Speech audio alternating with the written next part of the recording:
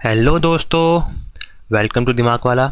तो दोस्तों, कैसे हैं आप सभी के लिए मैं आज पहली बार आपका कोल इंडिया मैनेजमेंट ट्रेनिंग के लिए इंग्लिश की क्लास लेकर आ रहा हूँ। ठीक है, एक ही क्लास करेंगे हम इसमें हमने 50 क्वेश्चन रखे हैं। ठीक है, तो आइए स्टार्ट करते हैं बिना टाइम वेस्ट करे हुए। बाकी कोई भी अगर क्लास में कुछ चीज़ समझ ना आए तो मुझे कमेंट कीजिएगा, क्योंकि मैं इंग्लिश पहली बार ही पढ़ा रहा हूँ। ठीक है, तो देखिए पहला क्वेश्चन हमारा सिनोनिम्स है। सिनोनिम्स से मतलब होता है कि ऐसे वर्ड जो आपके सेम हो। ठीक है, मतलब समानार्थी वर्ड को हम कहते हैं आपका सिनोनिम्स। ठीक है, तो देखिए आपका क्वेश्चन दिया है, select the most appropriate synonyms for the given word. जो आपका वर्ड दिया है इसका अप्रोप्रिएट सिनोनिम्स बताना है। वर्ड क्या है? वर्ड दिया है आपका एब्रेशन। ठीक है, ABERRATION, एब्रेशन, इसका सिनोनिम्स बताना है। पहला दिया है आपका नॉर्मलिटी, सेकंड दिया आपका डेविएशन, थर्ड दिया आपका कन्फर्मिटी और फोर्थ दिया आपका रेगुलेटरी। ठीक है, तो सबसे पहले आपको पता होना चाहिए कि एबरेशन का मतलब क्या होता है।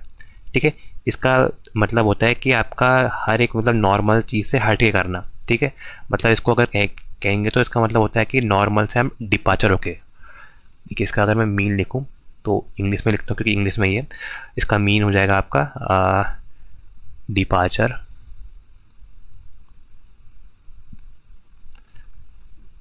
From what is normal. ठीक है, नॉर्मल से जो हट गए। ठीक है, इसका मतलब होता है departure from what is normal. ठीक है, मतलब जो आपका यूजुअल पाथ है या नॉर्मल पाथ है उससे हट के जो यहाँ पर चल रहा है। ठीक है, तो देखिए यहाँ पर अगर आप इसका मतलब देखिए नॉर्मल का मतलब हो गया, हमें ये बताना है कि जो आपका इसको फॉलो करे, इसका सिमिलर हो। ठीक है, एबरेशन का सिमिलर क्या होगा? हमारा आंसर हो जाएगा बी, डेविएशन। डेविएशन मतलब क्या होता है? डेविएशन मतलब होता है जैसे आपने देखी होगी आपकी प्रकाश की किरण आपके जैसे एक माध्यम से दूसरे माध्यम की ओर जाती है तो अपने जो रास्ते उससे डेविएट होती है। ठीक है, तो डेविएशन मतलब भी क्या होता है हमारा? इसका मतलब होता है आपका डिपार्चर और डाइवर्जेंस। ठीक है, तो इसका मतलब होता है आपका डिपार्चर, अपने रास्ते से भटक जाना, डिपार्चर, या फिर हम कहते हैं डाइवर्जेंस। ठीक है, अपने रास्ते से डाइवर्ज हो जाना। ठीक है, तो ये इसको होता है। बाकी दोनों दिए हैं आपका रेगुलेटरी और आपके कन्फर्मिटी, ये आपके दोनों इसके आपके एंटोनियम्स हैं। ठीक है, मतलब इसके उल्टा है, बस यही जिसका है इसका समान रूप है वो है आपका डेविएशन। ठीक है, एब्रेशन का मतलब होता है आपका departure from what is normal और यूजुअल पाथ। ठीक है, तो ये यहाँ पर इसका पहला क्वेश्चन हुआ।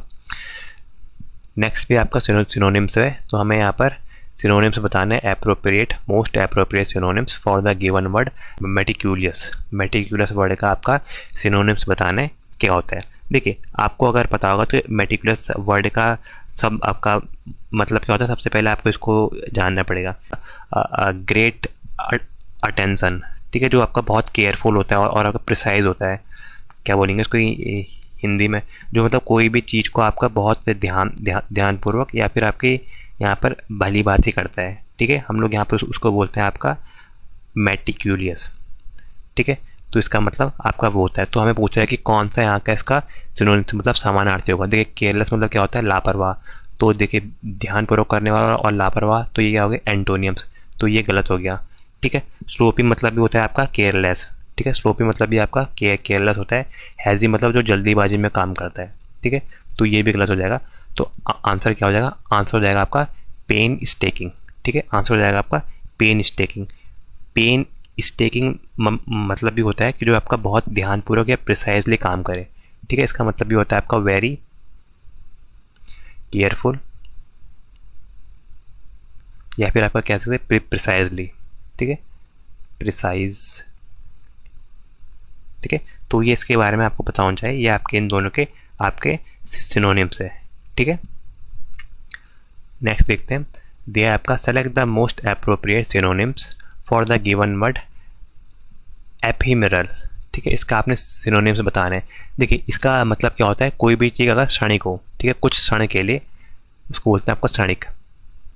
ठीक है, जो आपका सिर्फ आपका कुछ एक स्मॉल पीरियड ऑफ टाइम के लिए आए, मतलब क्या लिखूँ आपका? वेरी शॉर्ट ड्यूरेशन के लिए आए, very short duration of time, very short duration के लिए जो आए उसको हम बोलते हैं आपका एपियरमल। ठीक है, तो इसका हमें यहाँ पर बताना है कि इसका सिनोनिम्स, इसका समानार्थी क्या होगा, ये हमें यहाँ पर बताना है। तो देखिए जो भी आपका इलेक्ट्रिकल वाला उसको पता होगा क्या होगा आंसर। आंसर नंबर होगा बी, ट्रांजिएंट। जब भी हमारे एसी के उसमें ट्रांजिएंट आते हैं तो आपका कुछ समय के लिए आते हैं, ठीक है। तो इसका जो सिनोनिम्स हो जाएगा वो हो जाएगा ट्रांजिएंट। ट्रांजिएंट का मतलब भी होता है आपका बहुत आपका कम समय के लिए, ठीक है, शॉर्ट ड्यूरेशन के लिए आपका जो आता है, ठीक है, शॉर्ट ड्यूरेशन के लिए। तो ये यहाँ पर इसका वो हो जाएगा आपका आंसर जो इसका सिनोनिम्स है। एटर्नल मतलब होता है जो आपका लंबे समय तक चले, मतलब लॉन्ग लास्टिंग, जो लॉन्ग लास्टिंग जो आपका लंबे समय तक चले, इसका उल्टा हो जाएगा, ठीक है। इसका उल्टा मतलब एंटोनियम हो जाएगा इसका। ट्रांजिएंट इसका सही आंसर होगा जो आपका बहुत कम समय तक का चले, ठीक है। परमानेंट मतलब बताइए जो आपको लंबे समय तक चले, और एंड्यूरिंग मतलब ये होता है कि जो आपका लंबे समय तक चले, ठीक है, जो आपको लॉन्ग लास्टिंग हो, continue for a long lasting, ठीक है। ये इसके यहाँ पर मतलब होता है। आगे देखते हैं, आगे दिया है आपका select the most appropriate synonyms for the given word candid, ठीक है। ये वो नहीं है कैंडिड डस्टिंग पाउडर नहीं है, ये खाली कैंडिड लिखा है।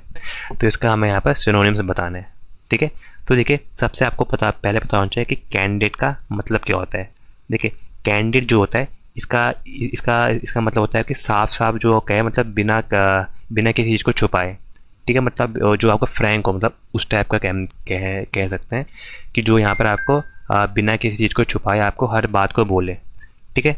मतलब कैंडिड का मतलब यहाँ पर सिंपल से कहेंगे तो ये हम बोल लेंगे आपका ट्रूथफुल हो जो, एंड आपका स्ट्रेट फॉरवर्ड हो, जो सीधे सीधे बोल दे जो बात है मुंह पर ही, ठीक है। स्ट्रेट फॉरवर्ड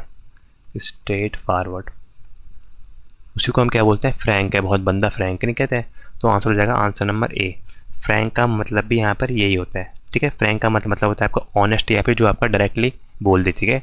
इसको हम बोल सकते हैं ऑनेस्ट, या फिर जो आपका डायरेक्टली आपको स्पीच दे दे, ठीक है। जो डायरेक्ट आपका स्पीच मतलब जो डायरेक्ट बोल दे, ठीक है। ये इसके बारे में होता है।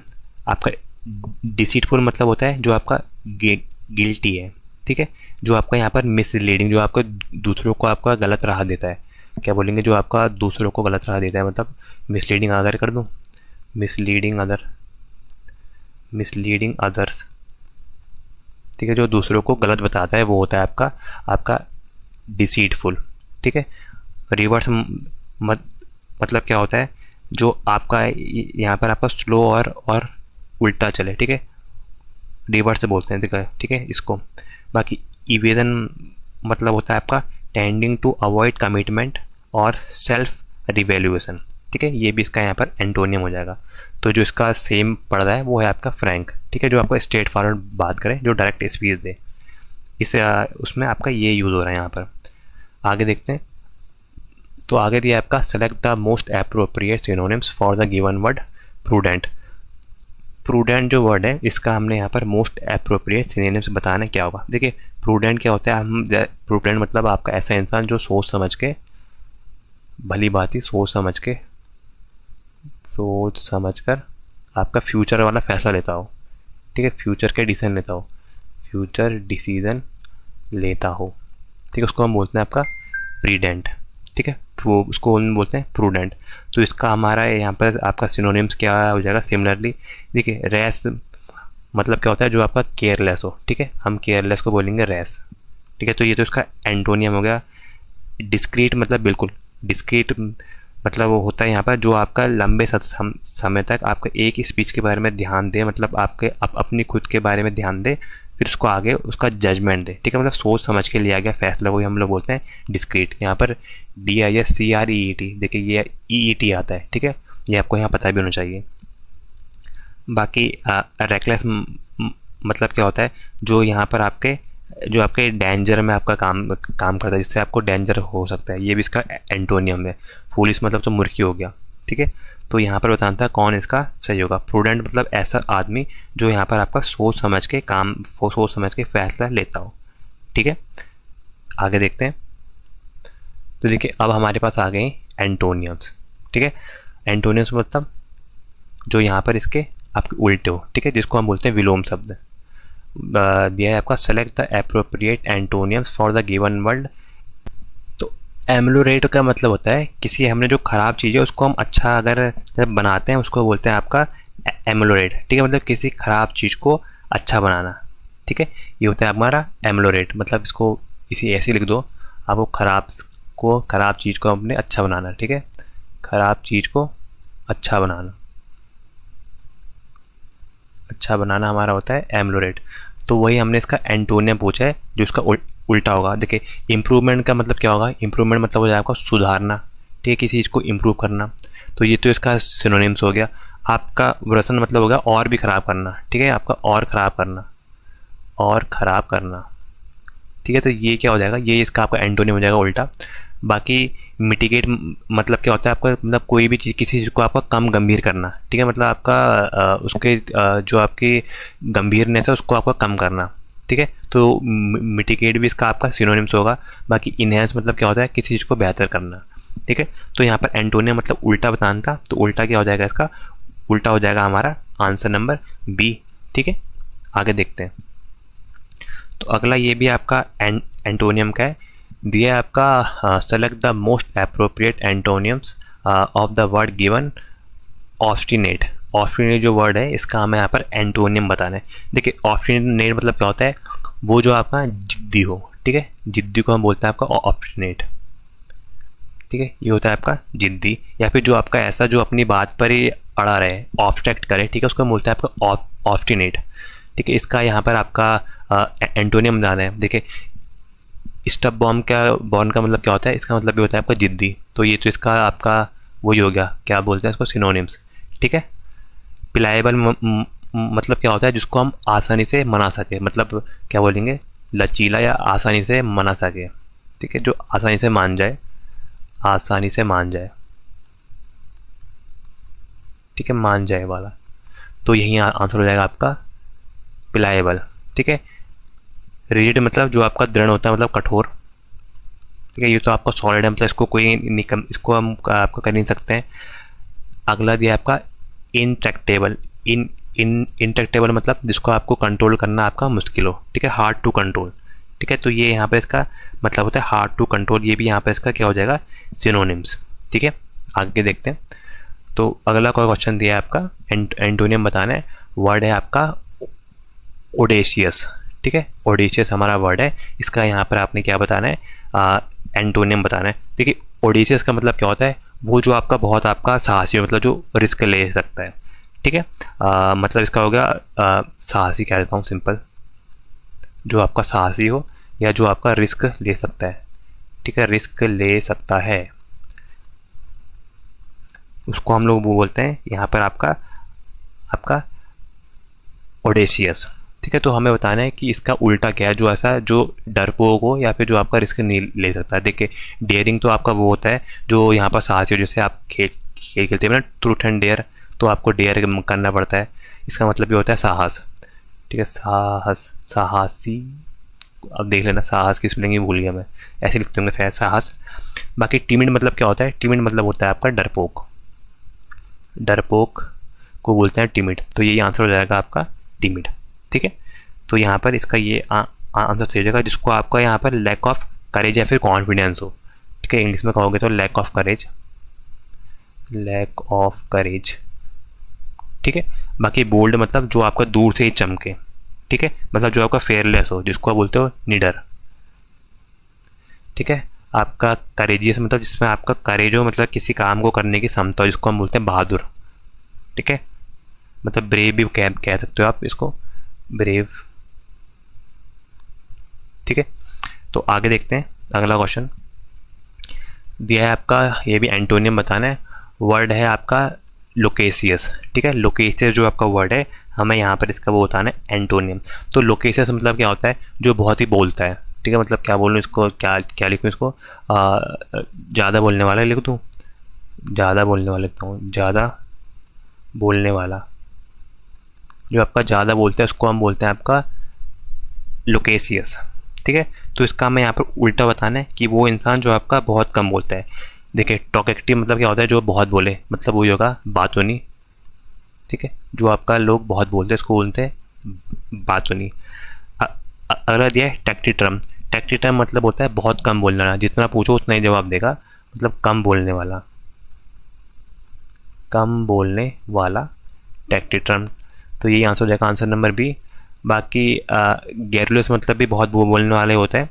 बाकी वेब्रोस मतलब होता है आपकी जो ज़रूरत से ज़्यादा ही बोले, जहाँ जितना पूछा गया है उससे ज़्यादा ही बोले। ठीक है, ये आप याद कर लीजिएगा, ज़रूरत से ज़्यादा बोलने वाला, ज़रूरत से ज़्यादा बोलने वाला। जहाँ पर 2 वर्ड से काम चल रहा है वो 4 दे रहा है। ठीक है, तो यहाँ पर ये इसका इम्पोर्टेंट पार्ट है, ये आपको पता होना चाहिए। जो आपका कम वर्ड में जहाँ पर चीज़ें सुलझ सकती है वो वहाँ पर 2-4 वर्ड ज़्यादा बोल के आ रहा है। ठीक है, आगे देखते हैं। अगला भी हमें एंटोनियम बताना है फॉर अ वर्ड बेनिवोलेंट। जो आपका वर्ड है बेनिवोलेंट, इसका हमें यहाँ पर आपका वो बताना है, आपका उल्टा। ठीक है, तो देखिए जब कहीं भी अगर आपका बेनी है तो उसका मतलब होता है आपका रूट वर्ड है दया का। ठीक है, जो बेनिवोलेंट मतलब होता है ऐसा इंसान जो आपका दयालु हो या जो दूसरों का भला चाहता है। ठीक है, यहाँ पर कह सकते हो दयालु हो या जो दूसरों को का भला चाहता है। ठीक है, दूसरों का भला करने वाला, दूसरों का भला करने वाला या चाहने वाला, कुछ भी लिख दो, करने वाला, ये इसका सिंपल आपका मतलब होता है। काइंड मतलब क्या होता है? काइंड मतलब तो होता है दयालु, तो ये तो इसका आपका सिनोनिम्स हो गया। ठीक है, आपका अगला दिया है आपका मेलीवोलेंट। देखिए कभी भी अगर आप मेलीवोलेंट वर्ड पढ़ें तो इसका मतलब होता है कि जो आपका हमेशा दूसरों का बुरा चाहे। ठीक है, बुरा चाहने वाला, बुरा चाहने वाला, जो आपको दूसरों का बुरा चाहता है उसको हम बोलते हैं आपका मेलीवोलेंट। ठीक है, तो आंसर हो जाएगा इसका आंसर नंबर बी।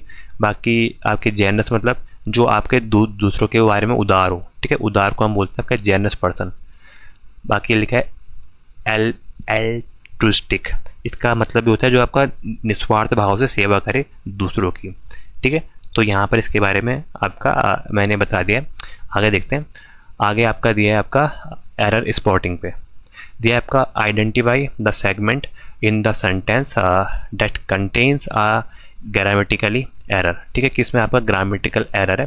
दिया आपका neither the manager nor the subordinates have was present at the meeting yesterday. ठीक है, तो हमें बताना है कि इन ये जो 4 पार्ट दिए हैं इसमें हमारी एरर कहाँ पर है। ठीक है, तो पहला पार्ट दिया आपका नाइदर द मैनेजर में, अगला दिया आपका नॉर द सबऑर्डिनेट्स में, आपका थर्ड दिया आपका was present at the meeting में, और आपका फोर्थ दिया आपका यस्टरडे में। देखिए कहीं भी अगर आपका कहीं भी अगर नाइदर और नॉर वाला केस आएगा, मतलब यहाँ अगर पूरा पढ़ेंगे तो क्या लिखा है, neither the manager nor the subordinate was present at the meeting yesterday. देखिए कभी भी अगर आपका यहाँ पर आपका इस टाइप का केस है जहाँ पर नाइदर और नॉर हो, तो देखिए नाइदर और नॉर के पास जो आपकी वर्ब लगे तो सबसे पास की वर्ब क्या है, सबसे पास की नाइदर और नॉर के सबसे पास की वर्ब है आपका सबऑर्डिनेट्स। ठीक है, तो सबऑर्डिनेट जो वर्ब है तो इसके जो आपके सबसे इसके पास की जो वर्ब है इसके सब्जेक्ट के अकॉर्डिंग ही हमारा यहाँ पर आंसर आएगा। तो देखिए इसका जो सब्जेक्ट है उसके हिसाब से देखिए यहाँ पर क्या है, ये किसकी बात कर रहा है, मैनेजर की बात। नाइदर द मैनेजर और नॉर द सबऑर्डिनेट, ना तो मैनेजर ना ही उसके जो आपके जो कलीग्स हैं वो लोग थे। तो यहाँ पर ज़्यादा लोग की बात कर रहा है, तो ज़्यादा लोग की बात में क्या आता है, हमेशा आता है आपका वॉज नहीं आता, वॉज की जगह क्या आएगा आपका वर। ठीक है, तो यहाँ पर आंसर हो जाएगा, अच्छा किस में गलत है, अच्छा किसका गलत है, तो आंसर हो जाएगा आंसर नंबर सी, वाज नहीं आएगा, was present at the meeting, ये नहीं होगा, इसकी जगह होगा आपका वर, जो आपका यहाँ पर प्लूरल नाउन दिखाएगा। ठीक है, प्लूरल के बारे में यहाँ पर दिखाएगा। ठीक है, क्योंकि यहाँ आपका सब ऑर्डिनेट प्लूरल है, मैनेजर से सिंगुलर है, लेकिन इसके साथ जो यहाँ पर नॉर के साथ जो सबसे पास की आपकी आपका सब्जेक्ट लगा है उसके साथ की जो वर्ब है हम उसके हिसाब से इसको डिफाइन करते हैं। ठीक है, तो इसका आंसर हो जाएगा आपका आंसर नंबर सी। यहाँ पर आपकी एरर है, वॉज की जगह क्या आएगा वर। आगे देखते हैं, आगे भी आपका एरर स्पॉटिंग का ही है, दिया है आपका C is one of those women. देखिए वुमेन लिखा है, मतलब ये आपका प्लूरल नाउन की बात कर रहा है, प्लूरल।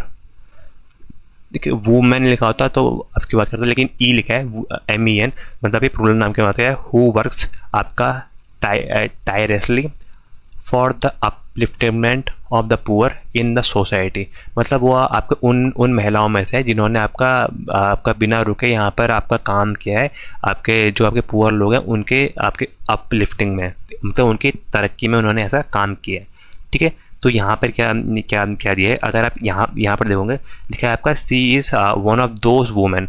वुमेन मतलब ये प्लूरल नाउन हो गया। देखिए प्लूरल के साथ हमेशा क्या आता है, प्लूरल के साथ हमारी जो नाउन लगता है वो भी आपका प्लूरल नाउन लगेगा, ठीक है। तो प्लूरल के साथ क्या लगेगा, हु, ठीक है, बिल्कुल एक की बात कर रहा, लेकिन वर्क्स नहीं आएगा।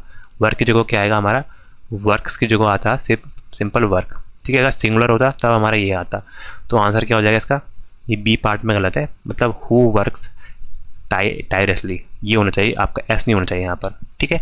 एस यहाँ पर गलत है क्योंकि प्लूरल है, तो प्लूरल के साथ में हम लोग वुमेन के साथ हम लोग यहाँ पर आपका ये पार्ट लगाएंगे, ठीक है। मतलब ये वन ऑफ दोज है, मतलब अगर स्टेप्स दिखाऊँ तो स्टेप्स का आपका वन ऑफ दोज वुमेन, उन आपके महिलाओं में से एक है, वन ऑफ दोज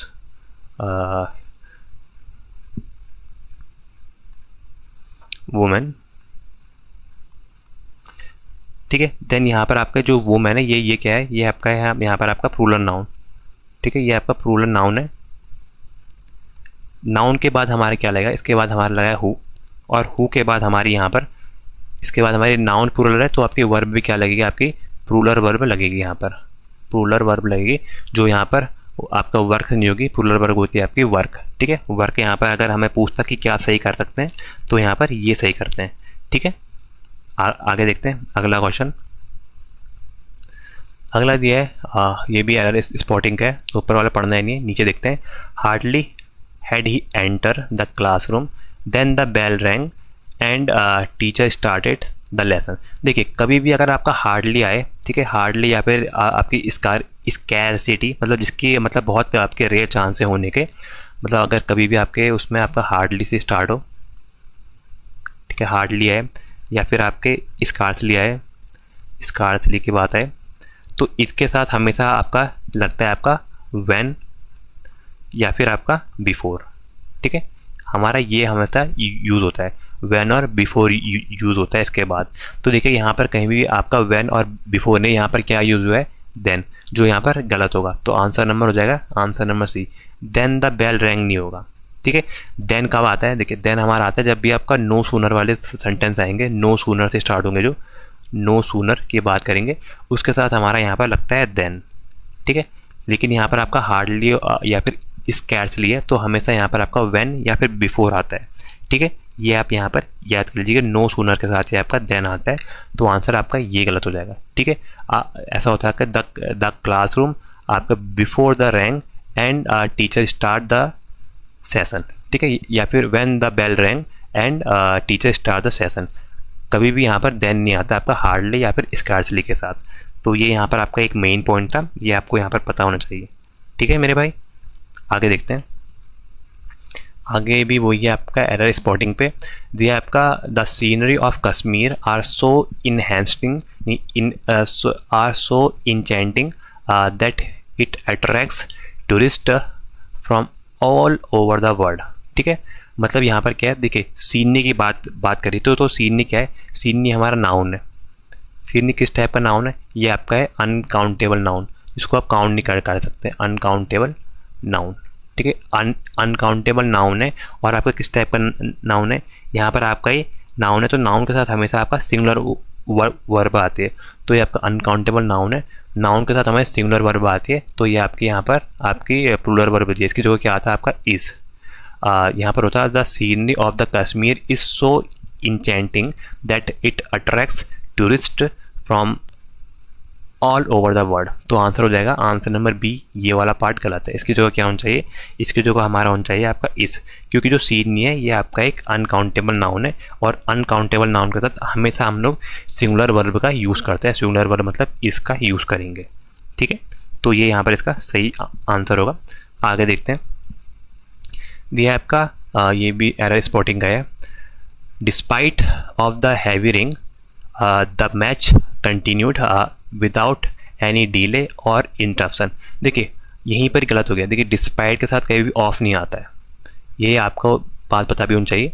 डिस्पाइट के साथ आपका ऑफ नहीं आता है। जब आपकी डिस्पाइट की बात करें तो डिस्पाइट के साथ हम लोग यहाँ पर ऑफ नहीं लेते हैं, ठीक है। अगर ऑफ लेना ही है तो हम क्या लिखेंगे, हम लिखेंगे इन स्पाइट ऑफ, ठीक है, इन स्पाइट ऑफ, ऐसा कर सकते हैं, in spite of the heavy rain. Heavy rain इस टाइप से आपका ये सेंटेंस पूरा बनेगा, लेकिन डिस्पाइट के साथ ऑफ नहीं आएगा। क्या आएगा? Despite the heavy rain, despite the heavy rain, heavy rain के बावजूद आपका मैच कंटिन्यू चला विदाउट एनी डिले, ठीक है, और किसी इंटरप्शन के। ये आपका और जो है यहाँ पर आपका यहाँ पर कैसे यूज़ हुआ है, ऐसा एज अ कंजक्शन के जैसे यूज़ हुआ है, बिल्कुल सही कंजक्शन लगा रखा है यहाँ पर। और विदाउट एनी डिले यहाँ पर आपने इसके आपका यहाँ पर आपका फ्रेज चिपका रखा है, ये भी बिल्कुल ठीक है। तो गलत क्या हो जाएगा इसमें? गलत हो जाएगा आपका डिस्पाइट के साथ हमेशा, डिस्पाइट के साथ ऑफ नहीं आता है, ठीक है, डिस्पाइट के साथ हमेशा नाउन वर्ड आता है, ठीक है। जो आपका डिस्पाइट है,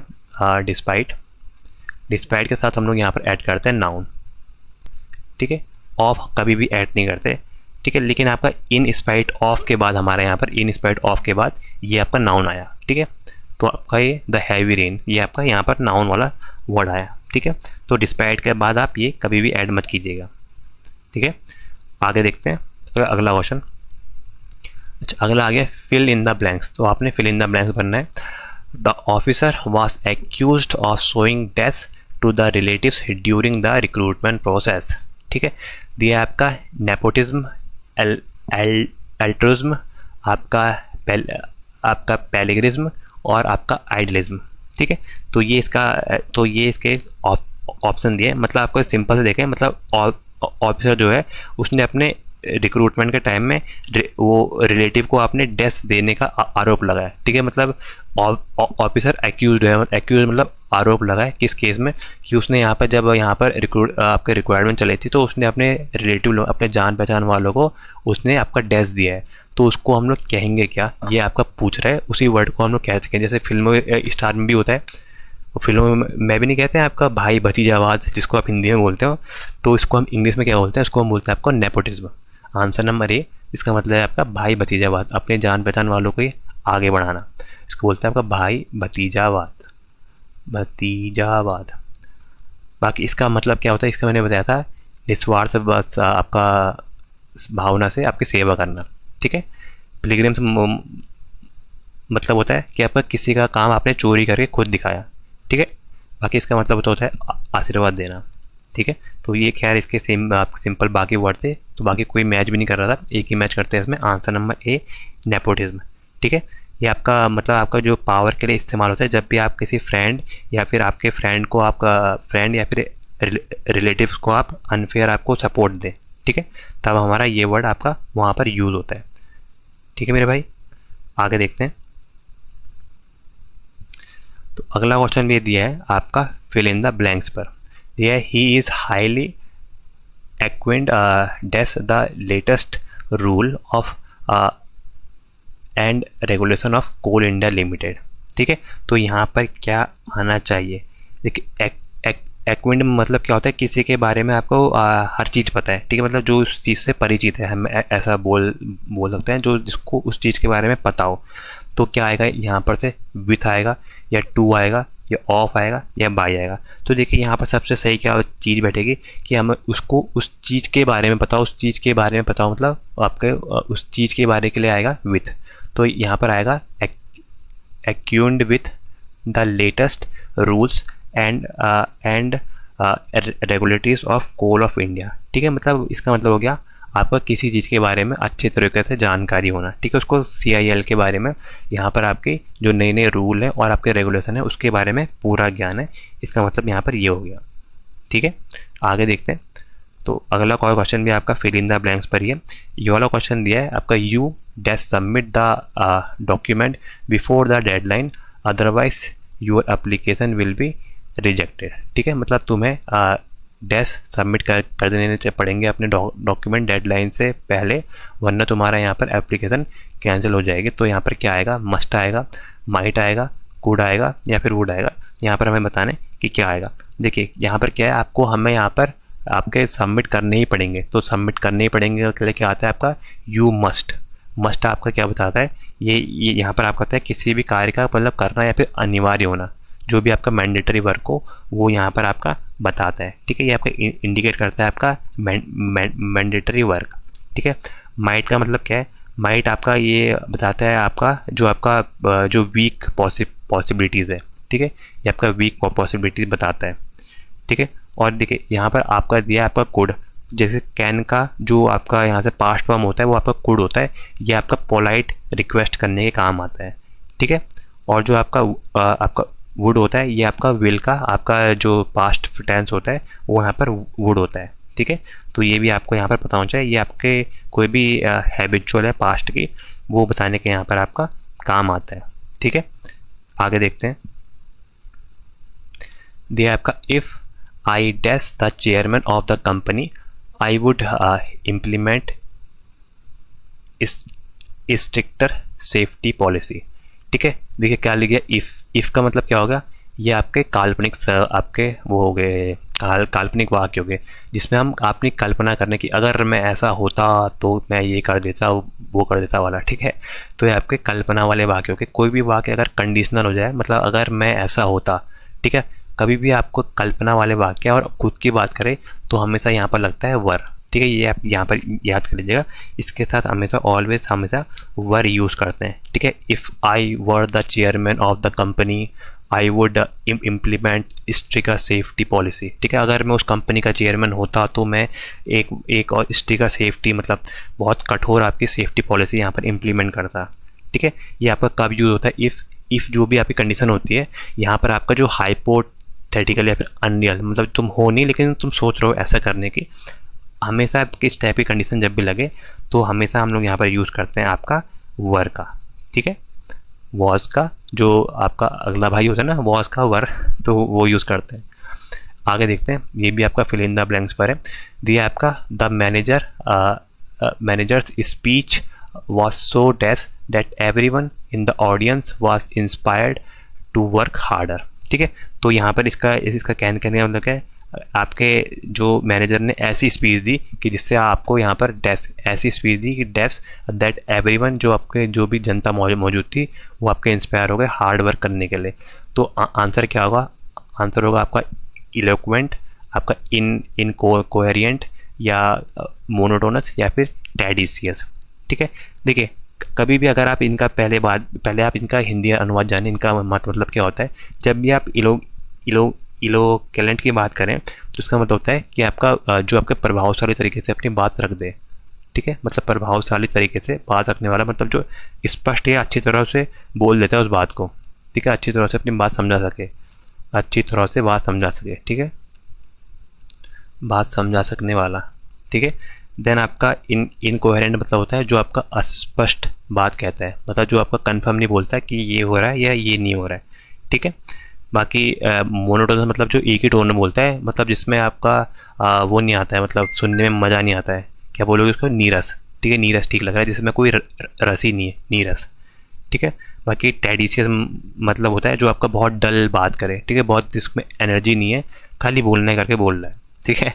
तो यहाँ पर दिया है कि आपका manager speech dash so that everyone in the audience was inspired to hard work. तो उसने कैसी स्पीच दी, बहुत प्रभावशाली स्पीच दी होगी, तभी अच्छी तरह से समझाया होगा, तभी बाकी जो आपके जो लोग थे ऑडियंस में वो यहाँ पर इसमें इसके लिए तैयार हो गए हार्ड वर्क करने के लिए, ठीक है। आगे देखते हैं, तो अगला दिया आपका सेंटेंस करेक्शन, तो सेंटेंस करेक्ट करना है। दिया आपका he is more senior then all the engineers in the department. तो क्या आएगा, जो आपका अंडरलाइन वर्ड है इसकी जगह पर क्या आएगा ये यहाँ पर पूछ रहे हैं। तो पहला दिया आपका मोर सीनियर टू आएगा, देन आएगा सीनियर टू, बाकी आपका आएगा सीनियर देन, या फिर आपका नो इम्प्रूवमेंट या कोई भी इम्प्रूवमेंट नहीं है।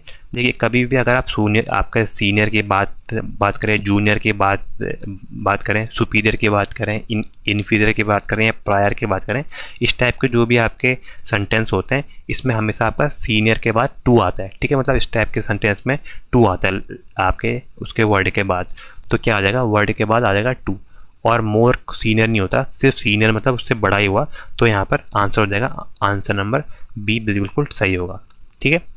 आगे देखते हैं, आगे दिया है select the option that will improve the underline part, ठीक है। वही सेंटेंस आपका करेक्शन वाला है, जो अंडरलाइन पार्ट है इसको हमने चेक करना है। दिया आपका the economic crisis has affect thousand of small businesses. देखिए स्मॉल क्राइसिस हैज़ आया, देखिए हैज़ क्या है आपकी, हैज़ यहाँ पर आई आपकी पास्ट परफेक्ट, ठीक है। कभी भी अगर यहाँ पर पास्ट परफेक्ट की बात करोगे पास्ट परफेक्ट की अगर हम बात करेंगे तो पास्ट परफेक्ट के साथ हमारी वर्ब की थर्ड फॉर्म लगती है, तो अफेक्ट नहीं आएगा, क्या आएगा अब अफेक्टेड, अफेक्टेड। ठीक है, तो क्या आ जाएगा आपका यहाँ पर आ जाएगा आपका the economic crisis has affected, answer number A has affected. Past नहीं है आपका, हैज़ अफेक्टेड यहाँ पर चल रहा है ना, ये प्रेजेंट होगा, सॉरी यहाँ पर क्या होगा, ये प्रेजेंट होगा, प्रेजेंट ही कंटिन्यू चल रहा है ना, वरना हेड आता है, हेड नहीं आएगा, हेड तो के साथ तो है ही नहीं, हैव तो आता ही नहीं इसमें। बाकी नो इम्प्रूवमेंट गलत, यहाँ पर क्या आएगा हैज़ अफेक्टेड। ठीक है, ये आपका प्रेजेंट परफेक्ट चल रहा है। ठीक है, प्रेजेंट परफेक्ट में अफेक्ट का क्या होगा, आपका अफेक्टेड हो गया, मतलब ये आपका सेंटेंस बना the economic crisis has affected thousand of small businesses. ठीक है, तो ये यहाँ पर आपका ऐसे सॉल्व हुआ। ठीक है, तो ये आपको यहाँ पर पता होना चाहिए कि आपका हमेशा इसके साथ आपका पास्ट पर आपका प्रेजेंट परफेक्ट के साथ वर्ब की थर्ड फॉर्म लगती है। आगे देखते हैं, ये भी आपका सेंटेंस करेक्शन का दिया है आपका no sooner did train arrive than the passenger rushed to get in. ठीक है, जो आपका ये वाला पार्ट है then the passenger rushed in, तो यहाँ पर आपका कौन सा होना चाहिए। ठीक है, तो यहाँ पर आपको क्या पता होना चाहिए, जब भी आपका नो सूनर है तो नो सूनर के बाद हम लोग यहाँ पर डिड का इस्तेमाल करते हैं।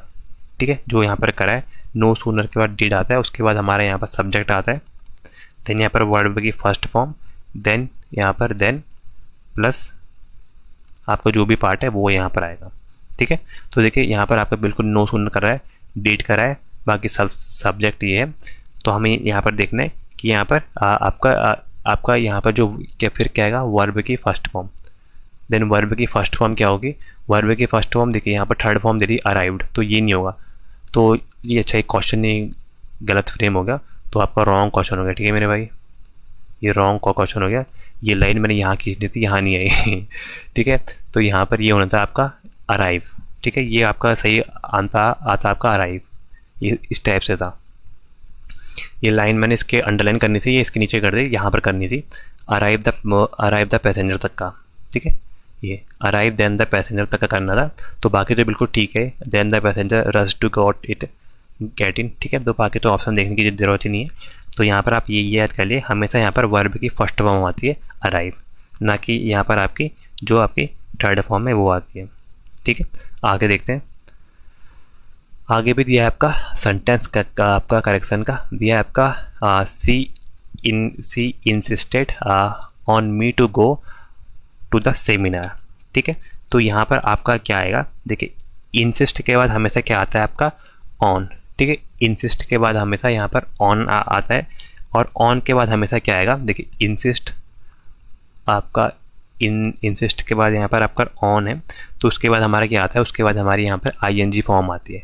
ठीक है, जो काम चल रहा है, ठीक है, वो वाली हमारी यहाँ पर फॉर्म आती है आईएनजी, तो यहाँ पर आईएनजी के लिए कौन सा हुआ, देखिए यहाँ पर ये सब में आपका यहाँ भी आईएनजी है, यहाँ भी आईएनजी है, यहाँ भी आईएनजी है, लेकिन क्या दिया है आपका मी टू गो, मी की जगह क्या आएगा, यहाँ पर मी टू गो की जगह आएगा माई गोइंग। ठीक है, तो ये यहाँ पर आपका बिल्कुल ठीक होगा, C insisted on my going to the seminar. ठीक है, यहाँ पर आपकी इसकी जगह क्या आएगा, सीधे आएगा माई गोइंग टू द सेमिनार। ठीक है, तो यहाँ पर आएगा माई प्लस गोइंग, इसका बिल्कुल सही आंसर होगा। आगे देखते हैं, आगे भी आपका है सेंटेंस करेक्शन पर, ये भी आपका सेंटेंस करेक्शन पर ही दिया है, तो ये दिया है आपका he is too weak that, वो इतना कमज़ोर है that he can not walk properly, कि वो अपना वो अच्छे से चल नहीं पा रहा है, तो ऑप्शन दिया है किसकी जगह क्या आएगा, टू वीक दैट की जगह so weak that he can not, बिल्कुल सही है, so weak that he can not बिल्कुल सही है, तो आंसर हो जाएगा आंसर नंबर ए। अच्छा डी भी हो सकता है, आगे देखना पड़ेगा। दिया है C he is too weak to he is too weak to he can not walk properly, बिल्कुल ये भी ठीक है, तो आंसर नंबर अल्टीमेटली डी हो जाएगा, ए और डी ये दोनों ही आपके वाक्य सही हैं, आपके इसी को आपका बता रहे हैं, इन दोनों की जगह हम कुछ भी प्लेस कर सकते हैं। Very weak that he can not दो बार हो जाएगा, तो ये आपका आंसर गलत हो जाएगा। ठीक है, तो ये यहाँ पर आपको पता होना चाहिए। देखिए यहाँ पर क्या था, यहाँ पर आपका सो के बाद हमारा क्या लगा है, ये आपका एडजेक्टिव लगा है, ठीक है, वीक जो आपके यहाँ पर उसको बता रहा है कि उसकी जो विशेषता बता रहा है, वीक विशेषता क्या है यहाँ पर कि वो कमज़ोर है, ठीक है। और टू के बाद भी क्या लगा हमारा, टू के बाद भी एडजेक्टिव लगा है, ठीक है। देन इसके बाद आपका वापस सिंगल टू है, तो वो यहाँ पर आपको बता रहा है, ठीक है। तो ये आपको यहाँ पर पता होना चाहिए बेसिक रूल जो इंग्लिश के होते हैं। आगे देखते हैं। आगे दिया आपका complete the sentence logically and grammatically, ठीक है। मतलब आपका ये सेंटेंस आपके कॉम्प्लीसन का है। दिया आपका ऑल्दो, हालांकि the project was delayed due to supply change disruption. फिर आगे दिया it was completed with in the allocate budget, therefore the team receive an award because the material quality was poor, it has never been completed। तो देखिए ये तो कहीं से कहीं तक का नहीं आया, ये भी नहीं आएगा, ये भी नहीं आएगा, सिर्फ ये आएगा। मतलब दिया है आपकी हालांकि जो प्रोजेक्ट है वो देर से आपका शुरू हुआ ड्यू टू आपका सप्लाई चेन में डिसरप्शन के कारण, उसके बाद भी यहाँ पर आपका जो ये it was completed with in a allotted budget, ठीक है। जो आपका जितना बजट अलॉट कर रखा था उसी के अंदर आपका ये काम पूरा हुआ, ठीक है। जो हालांकि वाले जो शब्द होते हैं यहाँ पर ऑल्दो वाले, इसका मतलब क्या होता है, पहले जो आपकी बात है ये आपका नेगेटिव बात कर रहा है, मतलब आपका जो है प्रोजेक्ट यहाँ पर डिले हुआ है, ठीक है। फिर क्या हुआ, फिर हमारे यहाँ पर मतलब पहले हमारा प्रोजेक्ट डिले हुआ हालांकि, जो आपको ऑल्दो मतलब है हालांकि यहाँ पर हमने जो काम कर दिया वो आपका बजट में कर दिया, जो आपको पॉजिटिव सेंस बता रहा है। तो जब भी आपका नेगेटिव और पॉजिटिव सेंस को जो हम जोड़ते हैं तो हम यहाँ पर ऑल्दो का इस्तेमाल करते हैं, ठीक है। तो यहाँ पर देखिए, यहाँ पर आपका नेगेटिव सेंस था और ये पॉजिटिव सेंस था, तो ये इसका बिल्कुल सही आंसर होगा, आंसर नंबर आपका ए, ठीक है। आगे देखते हैं। आगे दिया है आपका, इसको भी कंप्लीट करना है। दिया आपका unless you work hard and remains focus in your goal on your goals you will achieve great success easy. देखिए लोग इसको लगा के आएंगे, लेकिन मैं बता रहा हूँ ये गलत है। यहाँ के लिए अनलेस लिया है, ठीक है। तो अनलेस वो मतलब क्या होगा, अनलेस का मतलब होता है आपका इफ़ नॉट, ठीक है। अनलेस का मतलब भी होता है इफ़ नॉट, तो ये आपका नेगेटिव चीज़ बता रहा है, तो नेगेटिव और नेगेटिव को हमें पॉजिटिव करना पड़ेगा, ठीक है। तो हमें ऐसा वर्ड ढूंढना पड़ेगा जो आपका यहाँ पर नेगेटिव है। इफ़ नॉट मतलब क्या होता है, अगर नहीं, अगर तुमने ऐसा नहीं किया तो। अनलेस यू वर्क हार्ड, अगर तुमने हार्ड वर्क का काम नहीं किया। Remains focus on your goal, क्या आएगा आपका, you will achieve great success, आपका ईजिली नहीं। इफ़ नॉट की बात करिए तो यहाँ पर आ जाएगा answer number B, you can not accept to clear the competition exam, ठीक है। अगर तुमने अगर ऐसा काम नहीं किया तो यहाँ पर तुम आपका एग्ज़ाम को नहीं निकाल पाओगे, ऐसा ये बोल रहा है, ठीक है। मतलब इसका कहने का मतलब है अगर मेहनत नहीं करोगे तो आपको कॉम्पिटिशन एग्ज़ाम आपके यहाँ पर क्लियर करने की उम्मीद नहीं कर सकते हो, ठीक है। अगर आप मेहनत नहीं कर रहे हो तो आपको यहाँ पर कॉम्पिटिशन एग्ज़ाम निकालने की आपकी उम्मीद भी करना व्यर्थ है, ठीक है। ये आपका सिंपल सी बात ऐसा कह रहा है। आगे देखते हैं। आगे भी वही दिया आपका सेंटेंस कॉम्प्लीसन में दिया आपका, the new environment regulation aims not only at reducing industry waste deaths also and also promoting renewable energy sources but promoting renewable energy sources as well। ये तो बिल्कुल नहीं होगा। on promoting renewable energy नहीं, इन दोनों में से कोई एक। क्या दिया आपका, the new environment regulation aims not only reducing industrial wastes and also नहीं। देखिए कभी भी अगर हमारा नॉट ओनली आएगा तो नॉट ओनली के साथ हमारे एक प्रीपोजिशन आएगा, जो यहाँ पर प्रीपोजिशन क्या है आपका, बट। यहाँ पर आ जाएगा आंसर नंबर बी, आपका नॉट ओनली नहीं, आपका सिर्फ आपका ये इंडस्ट्री वेस्ट को कम नहीं कर रहा है, साथ ही आपका प्रमोट कर रहा है आपका रिन्यूएबल एनर्जी सोर्सेज को, ठीक है। तो ये आपका यहाँ पर आंसर हो जाएगा आपका एट रिड्यूसिंग और आपका एट प्रमोटिंग, ठीक है। देखिए यहाँ पर लिखा है एट रिड्यूसिंग और आपका एट प्रमोटिंग, तो ये दो टर्म आपके यहाँ पर कॉमन पड़ते हैं, ठीक है, तब हम का यूज़ करते हैं इसका, ठीक है। तो ये यहाँ पर आपको पता होना चाहिए। आगे देखते हैं। आगे भी उसी टाइप का दिया है, the board of directors decided to postpone the decision until all the financial report are received, all the necessary financial report will be received, all the necessary financial reports received, all necessary financial report would receive। तो देखिए इसका सही answer क्या होगा, इसका सही answer होगा answer number A, all the financial report are received, ठीक है। क्योंकि यहाँ पर देखिए, यहाँ पर ये आपका कोई भी फ्यूचर इवेंट की बात नहीं कर रहा है। देखिए मतलब ये फ्यूचर होने के बावजूद यहाँ पर करा क्या है, देखिए यहाँ पर आपका रूल क्या होता है, अगर फ्यूचर होने के बावजूद भी अगर हमारे अनटिल, व्हेन या फिर आपका वेयर आता है तो हम इसको प्रेजेंट सिंपल का यूज़ करते हैं। ठीक है, जैसे आपकी ये फ्यूचर की बात कर रहा है ना कि हमने इसे पोस्टपोन कर दिया फ्यूचर के लिए, मतलब क्या हुआ कि यहाँ पर अगर मैं सिंपल लिखूँ, कैसे लिखूँगा इसको, ठीक है आप समझ जाना। यहाँ पर अगर हम फ्यूचर की बात करें, फ्यूचर मीनिंग होने के बाद में इसे पोस्टपोन कर दिया, मतलब फ्यूचर वैल्यू के लिए पोस्टपोन कर दिया। फ्यूचर मीनिंग होने के बावजूद अगर हमारे टर्म में क्या है, अनटिल आए, सबसे 2-3 वर्ड इंपॉर्टेंट है। अगर अनटिल आ जाएगा या फिर आएगा व्हेन या फिर बिफोर आ जाएगा, इस टाइप के अगर वर्ड आते हैं तो यहाँ पर हमारा जो आपका आंसर आता है वो सिंपल आपका प्रेजेंट सिंपल होता है, जिसमें हम लोग यहाँ पर प्रेजेंट सिंपल का यूज़ करते हैं। तो प्रेजेंट सिंपल का यूज़ करते हैं यहाँ पर। तो प्रेजेंट सिंपल आपका यही है, all the necessary financial report are receive, all the necessary reports will, ये देखिए ये आपके फ्यूचर की बात कर दी तो वैसे ही नहीं हो जाएगा, all the necessary reports received, ये पास्ट की बात कर दी, ये वाले गलत हो जाएगा, all necessary financial report would receive, देखिए ये वुड की बात कर दी, देखिए ये भी आपके फ्यूचर की बात कर दी, ये गलत हो जाएगा। ओनली यहाँ पर क्या बनता है आपका प्रेजेंट सिंपल प्रेजेंट की बात करते हैं, तो आंसर नंबर ए इसका बिल्कुल सही आएगा, until the report are received. ठीक है, until all the necessary financial reports are received. ठीक है, ऐसा भी आप कैब कह सकते हैं सिंपल सी बात में। तो कभी भी आपको फ्यूचर की मीनिंग अगर जहाँ पर दिखे और वहाँ पर अगर वर्ड में आपका अनटिल दिखे या व्हेन दिखे या फिर बिफोर दिखे तो आप वो वर्ड आपका सिंपल प्रेजेंट में कन्वर्ट हो जाता है। ठीक है, आगे देखते हैं। दिया आपका so devastating was the flood in the region, इसके आगे का क्या होगा ये हमें बताना है। The 1000 of the families were rendered homeless, आपका so hundreds of families were rendered homeless because आपका hundreds of families lost their home. अगला दिया आपका which 100 of families were renders homeless, तो ये तो विच और बिकॉज वाला तो बिल्कुल नहीं होगा, आंसर नंबर ए या बी में से कोई एक होगा। क्या दिया, देखिए सो के साथ जब भी आपका यहाँ पर एडजेक्टिव लगे, सो के बाद एडजेक्टिव लगे तो हमेशा यहाँ पर आता है डेट वाला। ठीक है, तो आंसर नंबर हो जाएगा आंसर नंबर ए।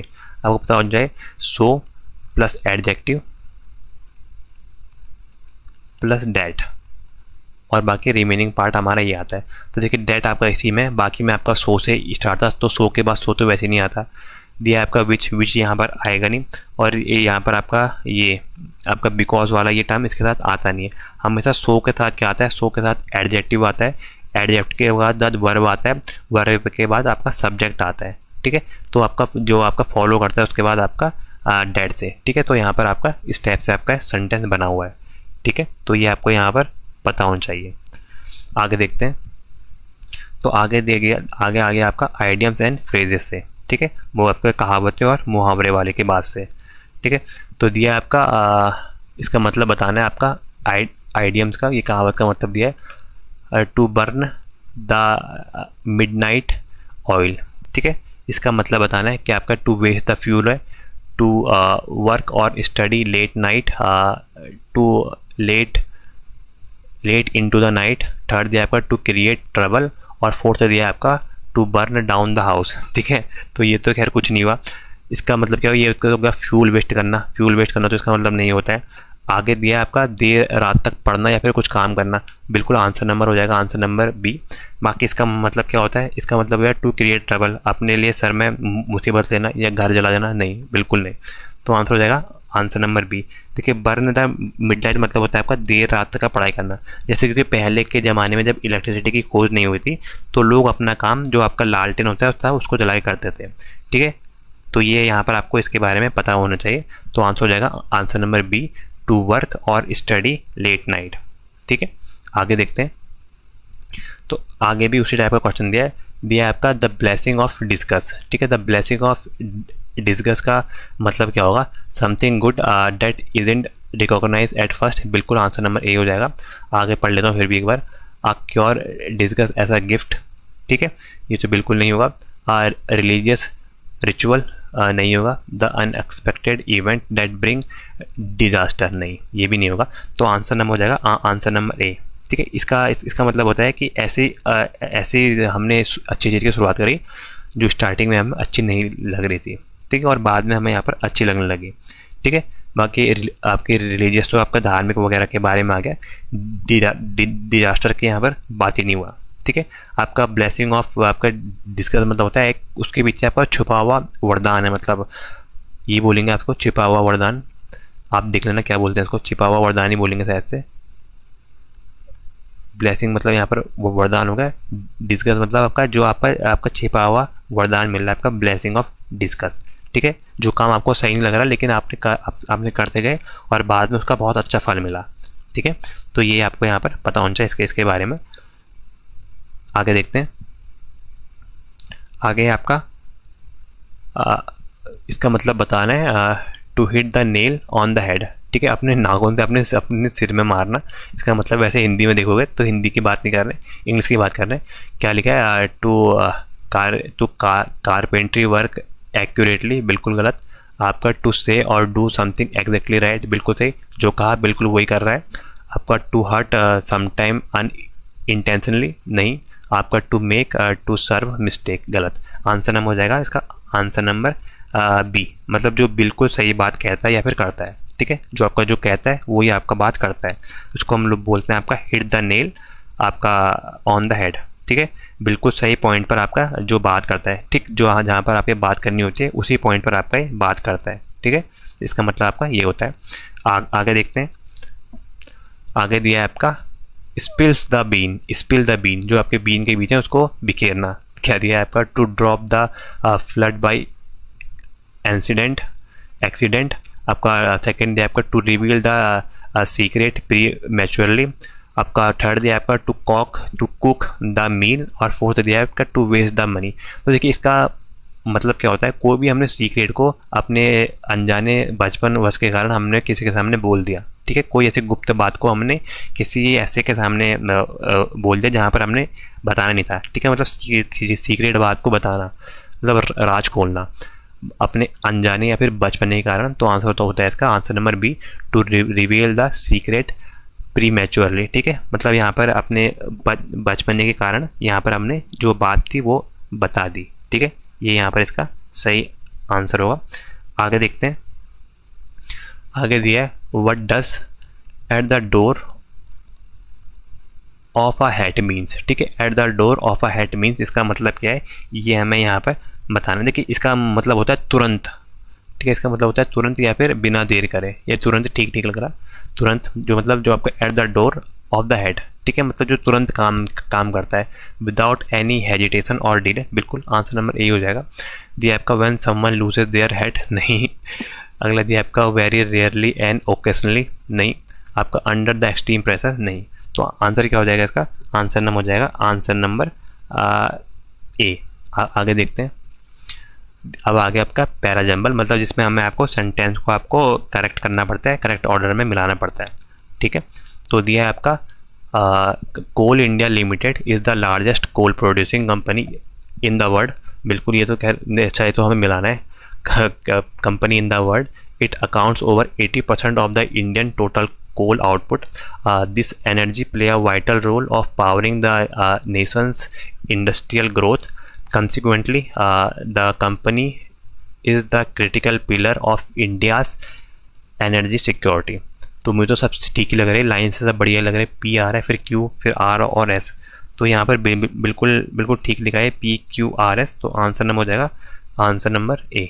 ठीक है, तो मेरे हिसाब से तो ये यहाँ पर सही लग रहा है, ये इसका और ऑर्डर होगा। जो यहाँ पर पहले इसने कोल इंडिया के बारे में आपका इंट्रोड्यूस करा है, उसके बाद इसने इसके आउटपुट के बारे में बात करी है, फिर जो हमारी कोल और एनर्जी कितनी प्रोड्यूस कर रहा है, इसका रोल क्या है वो बता रखा है। बाकी ये आपका लास्ट में आपका वो बता रखा है कि इसके आपके इंपॉर्टेंस क्या है, मतलब लास्ट में आपका कंक्लूजन बता रखा है। तो ये आपका अल्टीमेटली यहाँ पर आपका बिल्कुल सही लग रहा है मुझे तो। ठीक है, तो पी क्यू आर एस यहाँ पर एक्यूरेट यहाँ पर बैठेगा। आगे देखते हैं, आगे दिया आपका रीअरेंज, वही आपका रीअरेंज करना है। पहला टर्म आपका फिक्स है, रिन्यूएबल एनर्जी सोर्सेज, इसके बाद क्या आएगा, टू कॉम्बैट आपका क्लाइमेट चेंजेस, नहीं ये तो नहीं आएगा, पहले नहीं आएगा आपका। Are becoming increasingly important, renewable energy sources are becoming आपका इंक्रीजिंगली इम्पोर्टेंट, बिल्कुल। फिर ये आएगा आपको पहला नंबर में ये आएगा, फर्स्ट के बाद ये आपका सेकंड नंबर में आएगा, increasingly important and reduces reliance on fossil fuel across the globe। reliance of fossil fuel नहीं, आपका ऐसा नहीं आएगा, ये क्या आना चाहिए आपका, renewable energy sources are becoming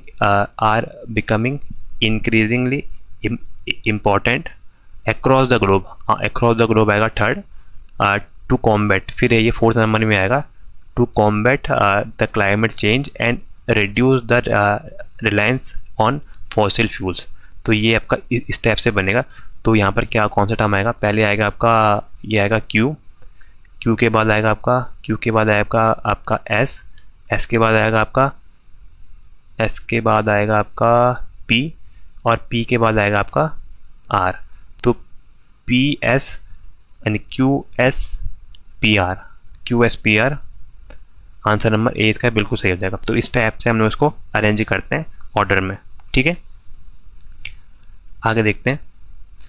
तो आगे ये भी आपका अरेंजमेंट का दिया आपका, the management decides after evaluating all the safety parameter to resume mining operation without further delay, ठीक है। तो द मैनेजमेंट डिसाइडेड या आफ्टर इवेल्युएटिंग ऑल सेफ्टी, ये होगा, देखिए पहले ये आएगा आफ्टर इवेल्युएटिंग ऑल सेफ्टी, पहले इसने सारी सेफ्टी को इवेल्युएट करा। After evaluating all safety parameters, then ये आएगा आपका द मैनेजमेंट डिसाइड। तो मैनेजमेंट ने आपका यहाँ पर डिसाइड करा है, उन्होंने डिसाइड करा क्या है, रेज्यूम करो माइनिंग ऑपरेशन को विदाउट एनी फर्दर डिले, ठीक है। देन ये आपका आएगा।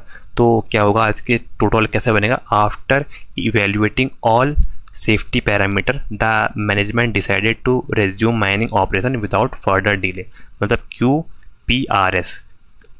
QPRS answer number B. Q पहले ये आएगा, फिर देन P, फिर R, फिर S, ठीक है। तो ये यहाँ पर इसका पूरा पार्ट बनेगा इसको सॉल्व करने का। आगे देखते हैं। आगे दिया आपका अरेंज, इसको भी अरेंज करना है। हैज़ बीन सिग्निफिकेंटली आपका इनहेंस, तो ये तो पहला तो कहीं से कहीं तक हो ही नहीं सकता है, हैज़ बीन आ गया यहाँ पर। दिया आपका दो मॉडर्न टेक्नोलॉजी आपका इंटरवेंशन, दो मॉडर्न टेक्नोलॉजी इंटरवेंशन, ये भी नहीं आएगा, हालांकि वाला आ गया। जबकि आपका the efficiency of the power distribution, ये हो सकता है। तो ये आपका पहला पार्ट बनेगा यहाँ पर, the efficiency of power distribution. फिर क्या आएगा, the efficiency of power distribution in urban areas has been significantly increase, नहीं ये आएगा, देखिए ये वाला सही लगेगा। The efficiency of power distribution has been significantly increased in urban area, due modern technology intervention, ये आपका चौथे नंबर में आएगा ये। तो क्या हो जाएगा, पहले नंबर में आएगा आपका R, पहले नंबर में आएगा आपका R, देन उसके बाद आएगा सेकंड नंबर में आएगा आपका P। तो आंसर नंबर ए ही हो जाएगा, RPSQ, ये R है, देन P, ये S और ये Q, बिल्कुल। तो आंसर नंबर हमारा ये यहाँ पर बिल्कुल सही बैठेगा, ठीक है। आगे देखते हैं। आगे दिया आपका select the correct sequence of the form of logical paragraph, वही आपका इसको बताना है। पहला दिया आपका artificial intelligence is transforming various industries, ये आपका पहला पार्ट है। इसके बाद आगे क्या आएगा, in health care it assist the early disease detection, similarly in finance it detects fraudulent transaction, thus it influence span across the critical sector, even education benefit fit personalized learning tools। देखिए बाकी ये तो बिल्कुल line से लग रहा है, पहले नंबर में ये आएगा, इसके बाद देन ये भी सेकंड आएगा।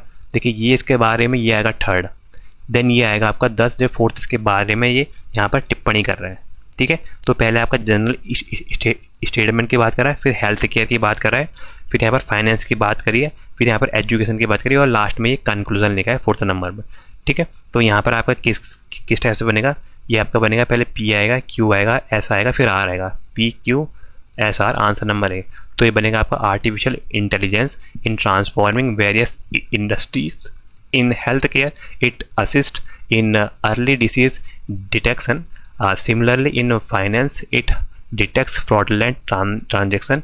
Even education benefits for personalized learning tools, thus it influence span across critical sectors। ठीक है, तो ये यहाँ पर इसका फॉर्मेट बनेगा।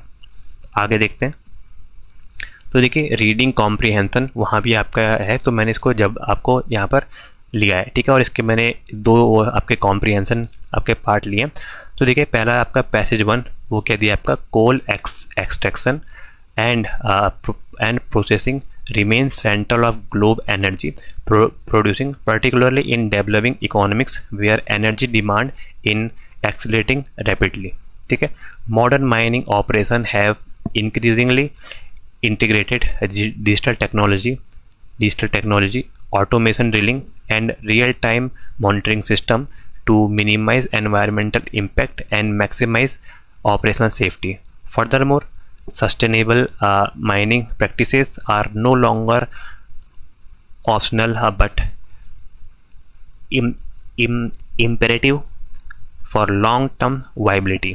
तो पूछ रहा है according to the passage what is the delayed by a crucial role in minimizing environmental impact in modern आपका माइनिंग। तो मॉडर्न माइनिंग में जो आपके यहाँ पर एनवायरमेंट इम्पैक्ट है उसको हमें यहाँ पर आपको बताना है। ठीक है, मतलब जो मॉडर्न माइनिंग में इन्वायरमेंट की इम्पैक्ट है इसको कम करने में यहाँ पर कौन मदद करेगा, ये ऐसा पैसेज में कहाँ बता रहा है। तो देखिए यहाँ पर आपने अगर पढ़ा होगा तो ये यहाँ पर कहीं पर कह रहा था, ये कहाँ गया, ये देखिए modern mining operation have increasingly आपका integrated digital technology and automated drilling and real time monitoring system. ठीक है, तो ये हमें यहाँ पर यूज़ करना पड़ेगा, तो आंसर हो जाएगा आंसर नंबर बी। ठीक है, तो तब हम इसका यूज़ करेंगे डिजिटल टेक्नोलॉजी और रियल टाइम मॉनिटरिंग का यहाँ पर हम लोग यूज़ करेंगे। ठीक है, देखिए अगला क्वेश्चन आपका इसी वाले फ्रेज में अगला क्वेश्चन दिया है, what is the primary reason coal extraction remains central in the developing economy. तो यहाँ पर जो आपका डेवलपिंग इकोनॉमी उसमें आपका कोल को निकालना ही आपका यहाँ पर सेंट्रल में क्यों रहा है। ठीक है, मतलब जो हम कोल का एक्सट्रैक्शन कर रहे हैं वो आपका डेवलप आपका इकोनॉमी में इंपॉर्टेंट क्यों रहा है। देखिए यहाँ पर आपका लिखा था coal extraction and processing remains central of the goal central to global energy production particularly developing economy where the energy demand is accelerating rapidly, क्योंकि वहाँ पर एनर्जी की डिमांड बहुत जल्दी बढ़ रही थी। ठीक है, तो क्या हो जाएगा आपका due to lack of alternative energy interest, नहीं आपका because energy demand in accelerating rapidly, answer number B बिल्कुल सही हो जाएगा। ये तो सिंपल होते हैं, आपको ऊपर से पढ़ना है और आंसर देना है। ठीक है, आगे देखते हैं। आगे इसी का दिया है आपका what tone does the passage convey regarding sustainable mining practices. तो सस्टेनेबल प्रैक्टिस माइनिंग के बारे में ये यहाँ पर क्या बोल रहा है। तो देखिए यहाँ पर कहीं पर लिखा था ये furthermore sustainable mining practices are no longer option. ठीक है, ये आपका no longer option but imperative and long term viability. ठीक है, तो यहाँ पर क्या हो जाएगा आंसर आपका डिसमिसिव नहीं, आपका हाईली स्केप्टिव नहीं, आपका इंडिफरेंट नहीं, आंसर नंबर बी। देखिए इम्पेरेटिव और आपका प्रोग्रेसिव, मतलब ज़रूरी है और हमें इसके साथ ऐसे आगे बढ़ना पड़ेगा। ठीक है, आगे देखते हैं। आगे दिया है आपका हमें आपका सिनोनिम्स बताना है इस वर्ड का। ठीक है, ये दिया आपका डेसिमिनेट। डेसिमिनेट वर्ड का आपका मतलब बताना है, जो आपका यहाँ पर रिपोर्ट थी उसका मतलब क्या होना चाहिए। ठीक है, तो देखिए यहाँ पर देखिए कलेक्ट का मतलब क्या होता है। कलेक्ट का मतलब होता है आपका इकट्ठा करना, किसी चीज़ को आप कलेक्ट कर रहे हो मतलब इकट्ठा करना होता है। सर्कुलेट मतलब क्या होता है, किसी चीज़ को फैलाना या फिर बांटना। ठीक है, ब्रॉडन मतलब क्या होता है, किसी चीज़ को विस्तृत करना। ठीक है, मतलब फैलाना करके, इसको भी कह सकते हो किसी चीज़ को विस्तृत करना। कंसील मतलब किसी चीज़ को छुपाना, जैसे हम कंसील या कंडक्ट वायरिंग पढ़ते हैं ना, तो आपके यहाँ पर दीवार के अंदर होती है आपकी कंसील वायरिंग। तो यहाँ पर पूछा है कि इसका मतलब क्या होगा। ठीक है। इसका इसका मतलब क्या होता है? इसका मतलब होता है आपका किसी चीज़ को आपका स्कैटरिंग करना। स्कैटरिंग मतलब आपको किसी चीज़ को फैलाना, स्कैटर करना। स्कैटर मतलब फैलाना होता है। तो इसका सिनोनिम से मतलब इसका सेम पूछा है, तो इसका सेम क्या हो जाएगा आपका? सर्कुलेट। सर्कुलेट मतलब किसी चीज़ को हमने यहाँ पर फैला रखा है, ठीक है। तो यहाँ पर किसी इन्फॉर्मेशन को बहुत लोगों को आपका पहुँचाने को हम लोग बोलते हैं आपका सर्कुलेट करना या फिर डेसिमिनेट करना, ठीक है। डेसिमिनेट का सिनोनिम्स हो जाएगा आपका सर्कुलेट करना, ठीक है। आगे दिया है आपका एंटोनियम बताना है वर्ड का, वो है आपका प्रिस्टिन। तो जो आपका प्रिस्टिन वर्ड है इसका हमें यहाँ पर एंटोनियम बताना है, ठीक है। प्रिस्टिन का मतलब रहता है जो आपका बिल्कुल साफ बोले, ठीक है, बिल्कुल साफ, स्वच्छ जिसको बोलते हैं आपको, बिल्कुल साफ या प्योर, ठीक है। आप इसको बोलते हैं आपको प्रिस्टिन। तो इसका मतलब क्या होगा? अनपॉलिश। अनपॉलिश मतलब क्या होता है? जिसको आपको साफ नहीं किया है, ठीक है। तो ये तो इसका नहीं हो जाएगा। ये आपका कंटेमिनेटेड। कंटेमिनेटेड मतलब होता है कि जो आपका दूषित हो, मतलब जो आपका ख़राब हो, ठीक है। तो ये यहाँ आंसर हो जाएगा। एंटोनियम जो है उल्टा। बाकी इमैक्यूलेट मतलब होता है आपका जो आपका बिल्कुल साफ हो, ठीक है, एकदम साफ। इसका मतलब तो ये सिनोनिम्स हो गया, बिल्कुल साफ। और बाकी ओरिजिनल मतलब तो जो आपका मूल, जो आपका रियल है, वो इसका मतलब हो जाएगा, ठीक है। तो ये आपको यहाँ पर देखिए, यहाँ पर लिखा है अनस्पॉइल्ड। अच्छा, ये अनस्पॉइल्ड लिखा है। देखिए अनस्पॉइल्ड का मतलब होता है जो आपका ख़राब ना हो, जो आपका टूटा हुआ ना हो, ठीक है, बिना खराब वाला, इसको हम बोलते हैं आपको अनस्पॉइल्ड, ठीक है। ये यहाँ पर आपको इसके बारे में पता होना चाहिए। आगे देखिए, आगे फिर पैसेज आ गया, दिया है आपका effective leadership in public sector undertaking require the delicate balance between administrative accountability and commercial agility. Leader must navigate regulatory framework while fostering in innovation among the engineers and managers.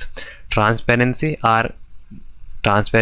is decision making, builds up organizational trust and enhance employee morale.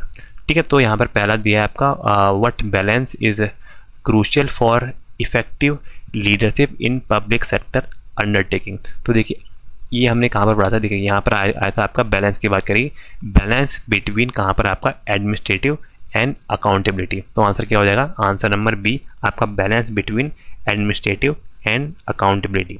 ठीक है,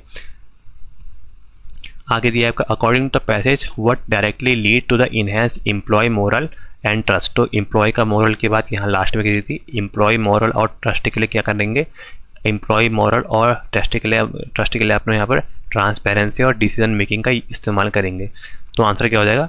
answer number C आपका transparency and आपका decision making. ठीक है,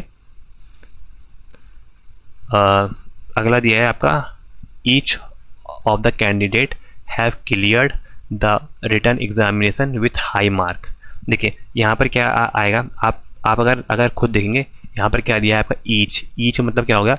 each का मतलब हो गया आपका सिंगुलर की बात कर रहा है. ये यहाँ पर आपका सिंगुलर की बात कर रहा है. तो सिंगुलर के लिए आपका हैव नहीं आता है. सिंगुलर के लिए क्या आता है आपका?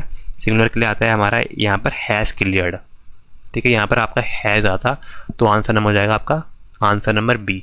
यहाँ पर हैव की जगह नहीं आता आपका हैव की जगह हैज़ क्लियर आता. ठीक है, तो ईच के साथ कभी भी आपका यूज़ करोगे तो यहाँ पर हैज़ का यूज़ करोगे. ठीक है, तो ये आपको यहाँ पर पता होना चाहिए.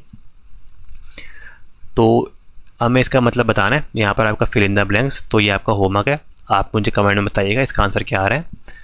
बाकी लास्ट का क्वेश्चन देखते हैं. दिया आपका व्हाट डज द आइडियम. इस आइडियम का मतलब बताओ. दिया आपका to leave no stone unturned. इसका मतलब क्या है? ठीक है, तो देखिए ये अगर आप इसको देखेंगे तो इसका मतलब होता है पूरी ताकत से हर संभव कोशिश करना. ठीक है, जितना उससे बन सके उतने वो काम कराए. तो क्या होगा? To clean the construction site नहीं. अगला दिया है to make every possible effort to achieve the result. बिल्कुल सही, जो अपनी पूरी मेहनत से अपने हर जो उसके हाथ में था. एक मिनट, ये मेरे हाथ में, मैं इसको हटाता हूँ. ठीक है, जो यहाँ पर अपने एफर्ट से किसी चीज़ के लिए आपको काम करे अपने लक्ष्य प्राप्ति के लिए. ठीक है, तो ये इसका मतलब होता है. तो क्या हो जाएगा? इसका आंसर नंबर 20 का बिल्कुल सही हो जाएगा. ठीक है, तो थैंक यू सो मच दोस्तों. और इसकी PDF आपको टेलीग्राम चैनल पे मिल जाएगी हमारे. दिमाग वाला 02 पर। ठीक है, थैंक यू।